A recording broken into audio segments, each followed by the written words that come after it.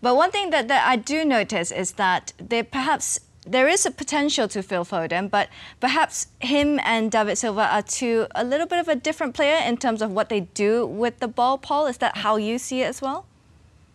Yeah, and I think it's I think it's slightly unfair to Phil Foden to compare to David Silva. David Silva was one of the best, if not the best, midfielder that we've seen in the Premier League since it started. But what Phil has got is he's got a little bit of everything. He's got real quality on the ball. If he's in one-on-one situation, he can glide past players. He's very quick. He's very, very fit. And he plays a high-energy game. But it's that quality that he's got on his left foot that I think people are making that comparison. I think with obviously David leaving the club and Phil coming in, it's probably automatic that people are going to make that comparison. But Phil, for me, and I've said it for a couple of years now, he's going to be a superstar. Everything about him on the football pitch, in and around the training ground, he wants to improve all the time. He just loves playing football.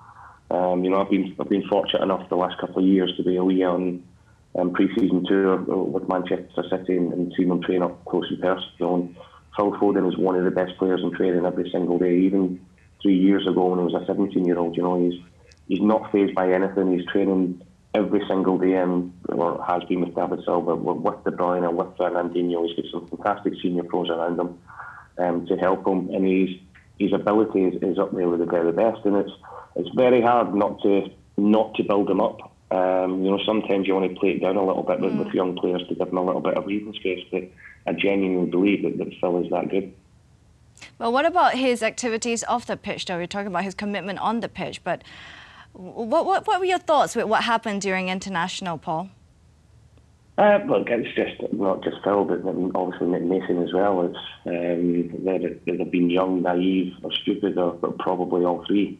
But it's something that they'll learn from, and I don't know too much in the ins and outs about what went on with that. But what I do know is that Phil Foden is a really good kid. He's not somebody that likes to go out and party all the time. He's somebody that's desperate to be a footballer and want to do things the right way. And he's made a mistake, as every single one of us do. We make mistakes across it, especially when you're young. But the one thing he will do, he'll learn from it and he'll get his head down. And he's shown tonight that desire again to be in the football pitch and be a top player is there for him, and that's where he's talking now. What's your take on this then, Matt? I'm pretty sure we've all made mistakes in our life. Have you been in a position during your football time that you've made a little mistake that perhaps is in a similar situation as Phil Foden, or were you always very well behaved? Always very well behaved, mate. Of course.